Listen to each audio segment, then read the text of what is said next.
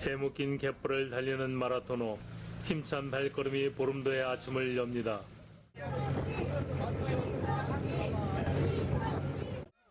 갯벌에는 민물과 썰물을 이용해 물고기를 잡는 건강망이 길게 뻗어 있습니다.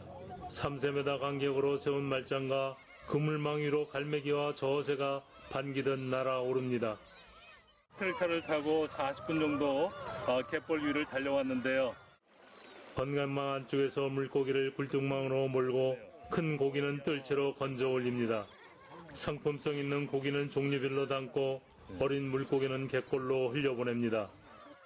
허리로 이렇게 벨트를 차갖고 끌고 당겨야지 딸까닥 하는 감각이 와요. 다음 봉사자들은 백합을 캐는 그레질 체험을 합니다. 바다에서 백합 보색을 잡았는데요. 땅에서 걸리는 것이 로또 걸리는 기분이었습니다. 부러지고 파손된 채 방치된 말장은 갯벌의 복병입니다. 걸려서 하면은 나와. 배에서 내린 20여 명의 자원봉사자들이 트럭대 위에 올라 갯벌 안으로 달려갑니다. 30여 분 들어가자 넓은 갯벌 곳곳에 박혀있는 나무 말뚝, 이른바 말장이 눈에 띕니다.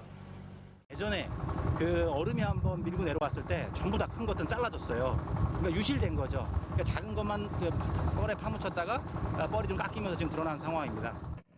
그물을 고정하기 위해 갯벌에 4m 간격으로 설치해놓은 나무 말뚝이 수백 개는 좋게 넘어 보입니다.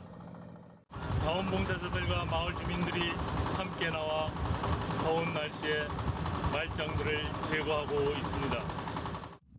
갯벌 깊숙하게 박혀있는 말장을 제거하는 것이 쉽지 않은데요. 말장 하나하나 고압 분사기물로 주변 뻐럭을 걷어낸 뒤 자원봉사자들이 힘겹게 뽑아냅니다.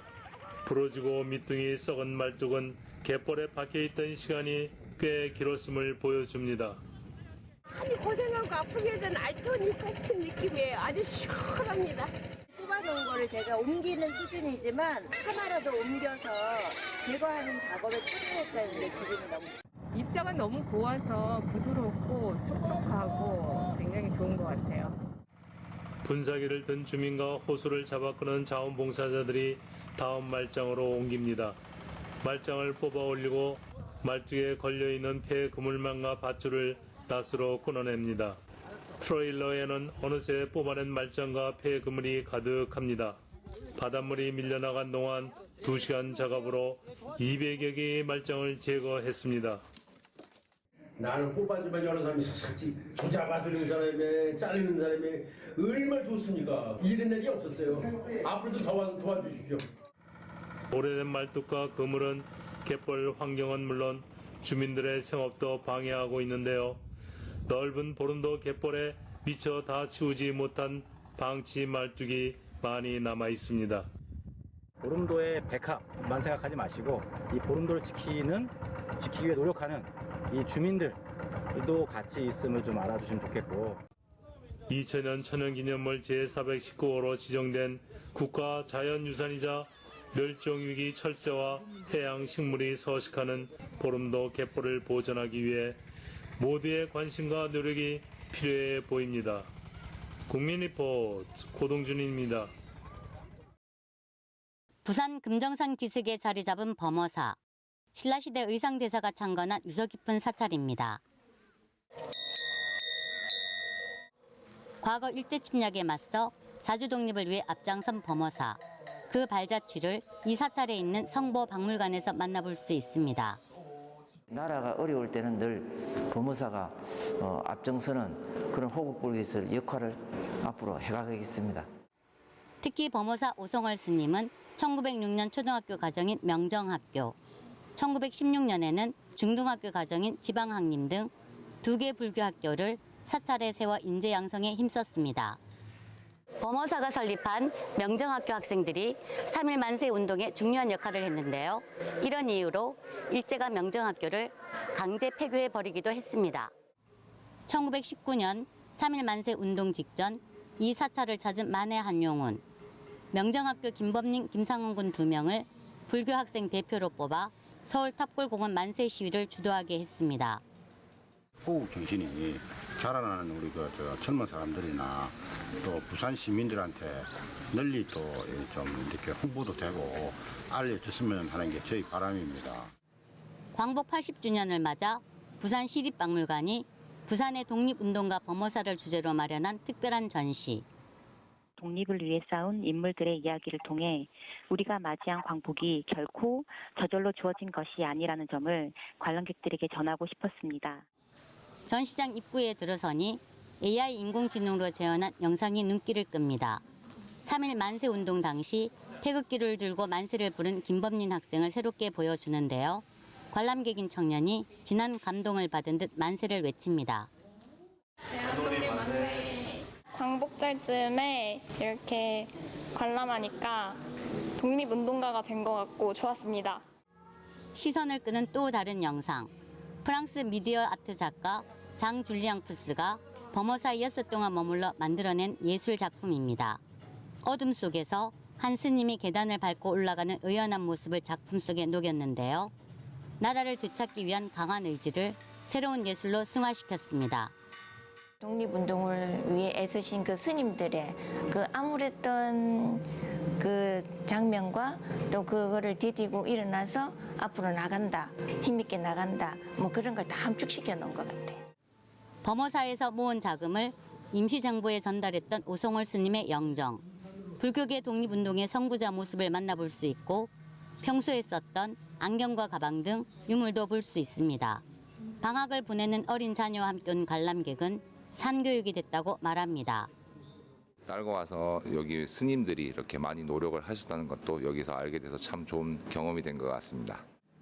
1919년 중국 상하이에서 대한승려연합회가 발표한 대한승려연합회 선언서, 불교계를 대표한 승려 12분이 일본의 통치를 배척하고 대한민국의 독립을 주장한다는 내용이 담겨 있습니다. 군자금을 모으는데 이렇게 이제 탁 내놓으면 여기 12분의 성함이 있어요. 그러면 요걸 이제 보고 이제 협조를 많이 해주는데 불교계의 독립선언서로 국한문 혼용, 그리고 한문, 영문 등 3가지로 작성했는데요. 스님들은 독립운동가를 안 한 걸로 알고 있었는데 스님들도 많이 도와줬다는 걸 알고 많이 놀랐어요. 만해 한용운의 필첩도 보입니다. 가로 12.3cm, 세로 18.2cm 크기의 한자로 써내려간 글에는 부처님의 빛이 나의 마음에 가득히 빛이 도다라는 뜻을 담았는데요. 시대의 어둠을 밝히고자 했던 스님의 순관 정신세계가 담겨 있습니다. 3.1 만세운동에 참여한 민족대표 33인 중에 한 분인 백용성 스님의 영정. 만해 한용운과 함께 독립운동에 앞장선 대표적인 불교계 인사 중 한 분입니다. 이번 전시를 통해서 범어사 스님들의 정말 투철한 그 민족 정신 그런 걸 많이 느꼈고요. 앞으로도 더욱더 그 범어사에 관심을 좀 기울였으면 그런 희망이 생겼습니다. 부산 출신의 독립운동가도 관련 자료와 함께 만나볼 수 있는데요. 1932년 대한민국 임시정부가 파리에 파견했던 서영애 기자에게 보낸 전보. 윤봉길 의사가 중국 상하이 홍콩 공원에서 열린 일제전승 기념식장에 폭탄을 던져 큰 타격을 줬다며 전 세계에 이 소식을 알리도록 했습니다. 중국에서 독립운동에 헌신했던 한은교 선생의 유물인 명주로 만든 태극기.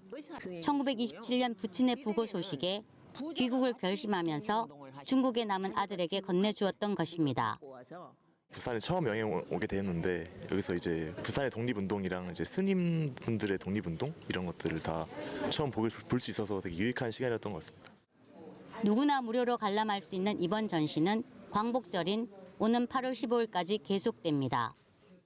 올해는 광복 80주년을 맞는 뜻깊은 해인데요. 부산 지역 독립운동의 발자취를 돌아보고 나라의 소중함을 다시 한번 알게 되는 특별한 시간을 가져보시면 어떨까요? 국민 리포트 박혜란입니다. 프랑크푸르트 시내 중심가 로스마크트.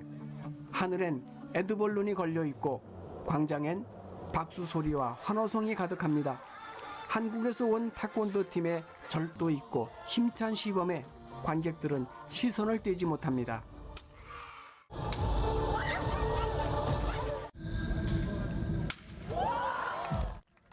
태권도 시범을 보고 직접 체험해 봅니다. 직접 체험해 보는 기왓장 격파. 검은 판을 내려치면 스크린에 깨진 기왓장 수가 표시되는 디지털 게임에 호기심 많은 어린이와 씩씩한 여성들이 도전합니다. Also mich interessiert sehr die koreanische Kultur, nicht nur das Essen, sondern auch generell deren Musik. Und ich finde auch Taekwondo super. 우리 문화를 알리는 행사는 구경만 하는 것이 아니라 직접 문화 콘텐츠를 체험해 보는 데에 역점을 뒀습니다. 광장 한켠에서는 캘리그라프 체험이 진행됐습니다. 붓 잡는 법부터 배운 참가자들이 화선지 위에 한글을 한자 써내려갑니다. 또 다른 쪽에서는 공작을 좋아하는 사람들이 둘러앉아 나만의 부채를 만드는 데 열중합니다. 페스티벌은 재밌었어. 한글은 예뻐요. 뭐라고 썼어요? 저는 행복 썼어요. Ich bin heute hier gekommen wegen meiner Freundin und weil ich wollte auch ein bisschen von der koreanischen Kultur kennenlernen und auch was probieren, was essen, diese Aktivität zu machen. 축제에 먹거리가 빠질 수는 없는 법이죠. K푸드 코너에는 김밥, 떡볶이, 호떡에 이르기까지 다양한 우리의 거리 음식이 현지인들의 입맛을 사로잡았습니다. Gut, lecker, süß, aber lecker. 오랜만에 한국 음식도 먹어볼 수 있고 한국 문화도 보고 한국 K-뷰티 보니까 되게 반가워요. 프랑크푸르트 관광공사가 총영사관과 함께 20여 개의 현지 기관과 기업의 협조를 얻어 마련한 이번 K-로드쇼 행사는 당신의 한국을 경험해보세요라는 슬로건을 내걸고 K-컬처를 통한 한국 관광 유치에 중점을 뒀습니다.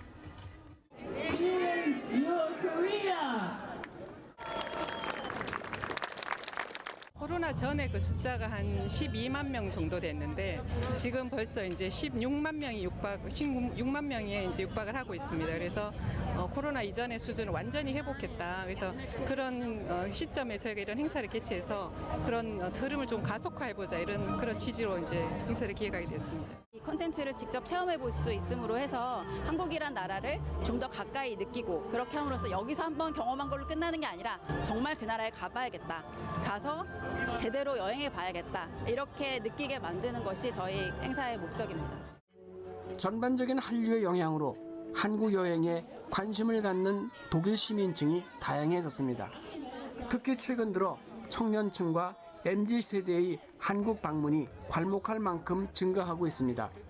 이를 보여주듯 한국 여행에 대한 상세한 정보를 알려주는 관광공사 부스에는 현지 시민들의 발걸음이 끊이지 않았습니다. Gesundes Land, denke ich auch gesundes Essen, gesunde Menschen, viel Freude und einfach auch Lebensfreude und Spaß. Das denke ich. Ich möchte auch gerne mal nach Seoul gehen in Korea. Also ich möchte eigentlich sehr viele Orte in Korea besuchen. Es ist mein Lieblingsreiseziel, nach Korea zu reisen und ich versuche mein Bestes, das in den nächsten 3 Jahren wirklich möglich zu machen.